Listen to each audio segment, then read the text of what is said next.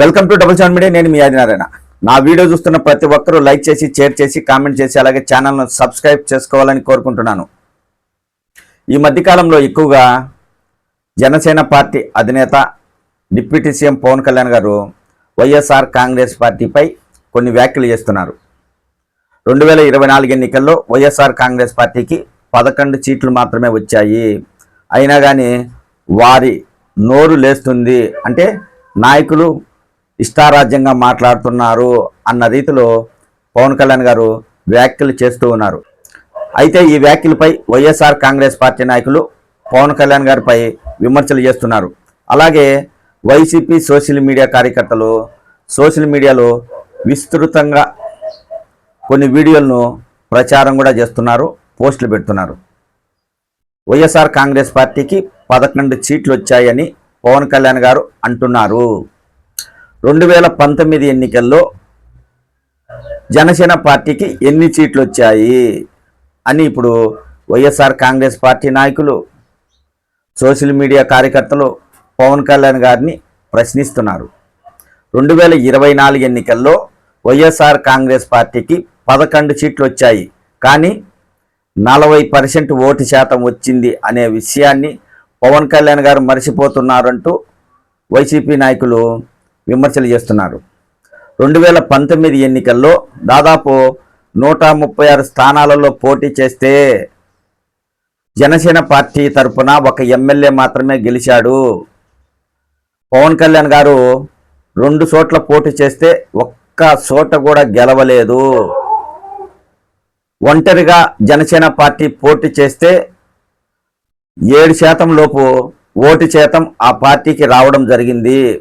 మరి 2019 నుంచి 24 వరకు వైఎస్ఆర్ కాంగ్రెస్ పార్టీ నాయకులపై పవన్ కళ్యాణ్ గారు ఎన్ని వ్యాఖ్యలు చేశారో ఒక్కసారి గుర్తు చేసుకోండి. పవన్ కళ్యాణ్ గారు వైఎస్ఆర్ కాంగ్రెస్ పార్టీ నాయకులపై మాట్లాడిన మాటలు మర్చిపోయారా? ఈసారి నన్ను ఎవరైనా ప్యాకేజీ గీకేజీ అంటే చెప్పుతో కొడతా అని కూడా పవన్ కళ్యాణ్ గారు మాట్లాడడం జరిగింది. అలాంటివి చాలా వ్యాఖ్యలు 2019 నుంచి 24 వరకు పవన్ కళ్యాణ్ గారు చేయడం జరిగింది. అప్పట్లో జనసేన పార్టీకి ఉన్నది ఒకే ఎమ్మెల్యే, ఓటు శాతం 7% లోపలనే ఓటు శాతం వచ్చింది. ఓటు శాతం రాలేదు, అలాగని మీరు 2 చోట్ల పోటీ చేస్తే గెలవలేదు. అప్పట్లో మీరేమో వైఎస్ఆర్ కాంగ్రెస్ పార్టీ నాయకులపై, ప్రభుత్వంపై అనేక వ్యాఖ్యలు చేశారు. మరి ఇప్పుడు వైసీపీ నాయకులు విమర్శలు చేస్తే ఎందుకు తట్టుకోలేకపోతున్నారని పవన్ కళ్యాణ్ గారిని ప్రశ్నిస్తున్నారు సోషల్ మీడియా కార్యకర్తలు, అంటే వైఎస్ఆర్ కాంగ్రెస్ పార్టీకి సంబంధించిన నాయకులు, కార్యకర్తలు అందరూ. మీకొక న్యాయం మాకొక న్యాయం ఉంటుందా అన్న రీతిలో. ప్రస్తుతం ఆంధ్రప్రదేశ్లో 4 పార్టీలు ప్రధానంగా ఉన్నాయి. అందులో మొదటిది తెలుగుదేశం పార్టీ, తర్వాత జనసేన పార్టీ, తర్వాత బీజేపీ. ఈ 3 పార్టీలు కలిసి ప్రభుత్వాన్ని నడిపిస్తున్నాయి. ఇక ఉన్నది ఎవరు? వైఎస్ఆర్ కాంగ్రెస్ పార్టీ. ఆ పార్టీకి 11 సీట్లు వచ్చాయి, 40% ఓటు శాతం వచ్చింది. ఇక ఈ 3 పార్టీలు ఒక ఎత్తు అయితే, వైఎస్ఆర్ కాంగ్రెస్ పార్టీ ఒక పక్క ఉన్నా ఓటు శాతం మాత్రం తగ్గలేదు కదా. వైసీపీ ఓడిపోయి ఉండొచ్చు, సీట్లు తక్కువ వచ్చి ఉండొచ్చు, కానీ ప్రజలు మాత్రం ఆ పార్టీని వద్దనుకోలేదు కదా. మరి 2019 ఎన్నికల్లో మిమ్మల్ని ప్రజలు వద్దనుకున్నారు. అప్పట్లో వైసీపీ నాయకులపై ఎన్నో విమర్శలు చేశారు. ఎందుకు చేశారు అనేది ఇప్పుడు వైఎస్ఆర్ కాంగ్రెస్ పార్టీ నాయకులు ప్రశ్నిస్తున్నారు. అయితే ఇక్కడ మనం గమనించాల్సింది ఏంటంటే, జనసేన పార్టీ 2024 ఎన్నికల్లో ఒంటరిగా పోటీ చేసి ఉంటే ఆ పార్టీకి ఎన్ని సీట్లు వచ్చేవి, ఎంత % ఓటు శాతం వచ్చేది అనేది ఇప్పుడు వైసీపీ నాయకులు జనసేన అధినేత డిప్యూటీ సీఎం పవన్ కళ్యాణ్ గారిని ప్రశ్నిస్తున్నారు.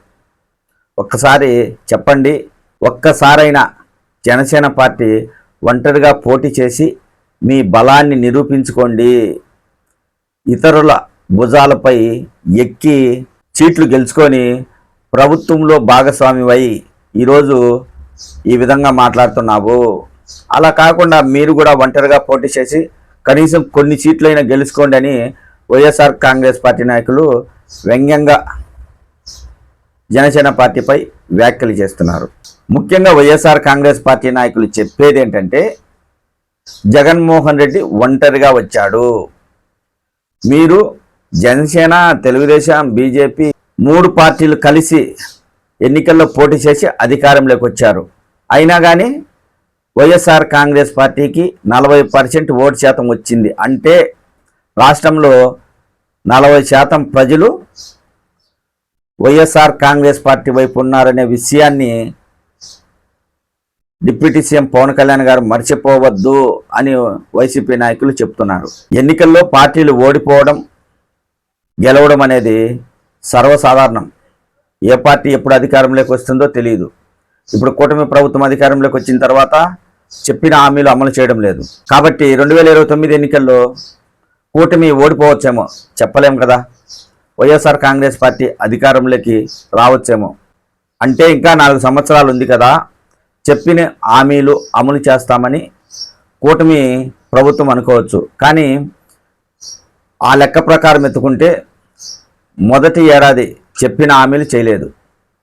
చివరికి లాస్ట్ ఏడాదిలో ఎన్నికలు వస్తాయి. ఆ సమయంలో చెప్పిన హామీలు చేయడం కష్టం. మరి మధ్యలో 3 సంవత్సరాలలో కూటమి ప్రభుత్వం పథకాలు అమలు చేస్తే ప్రజలు నమ్ముతారా? 2019 నుంచి 24లో 4 సార్లు పథకాలు అమలు చేస్తేనే వైఎస్ఆర్ కాంగ్రెస్ పార్టీని ప్రజలు నమ్మలేదు, ఆ పార్టీకి ఓట్లు వేయలేదు, ఓడించారు. మరి అలాంటిది కూటమి ప్రభుత్వం చెప్పిన హామీలు చేయకపోతే ప్రజలు వారిని నమ్మే అవకాశం ఉంటుందా అనేది ఒక్కసారి ఆలోచించాలి. అయితే డిప్యూటీ సీఎం పవన్ కళ్యాణ్ గారు చేస్తున్న వ్యాఖ్యలకు ధీటుగా వైసీపీ నాయకులు కూడా మాట్లాడుతున్నారు.